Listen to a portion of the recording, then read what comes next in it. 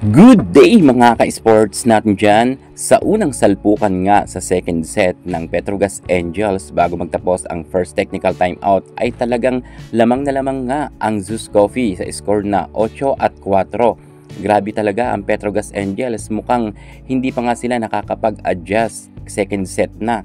Kita natin na halos natatambakan nga sila ng Zeus Coffee dahil sa ganda ng nilalaro nga ni AZ Minor at ni Anna Diver. Well, talagang kitang-kita naman natin na lumamang nga ng 6 na puntos ang Zeus Coffee.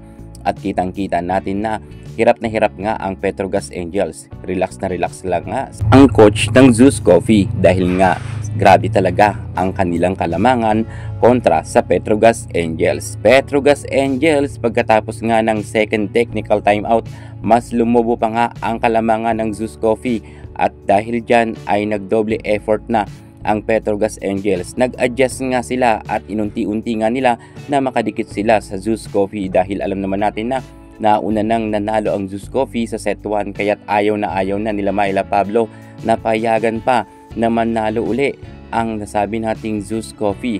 Pero talagang ang 5 kalamangan na yan ay naaalagaan nga ng Zeus Coffee at hirap na hirap talaga sila Myla Pablo maka-score. Kahit si MJ Phillips ay hirap nga rin makablocks. Buti na lang at gumana nga ang technique ng Petrogas Angels bandang last part ng laban at 2 puntos na nga lang ang kalamangan ng Zeus Coffee.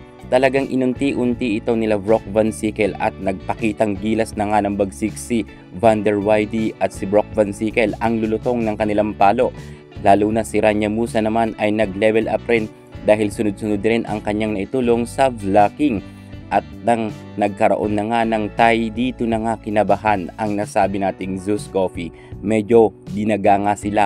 Pagdating kasi sa duluhan ng laban ay naungusan na ng Petrogas ang Zeus Coffee. Grabe, di ba kanina 6 na puntos ang kalamangan ng Zeus Coffee pero naipanalo pa ito ng Petrogas Angels sa score na 26 at 28.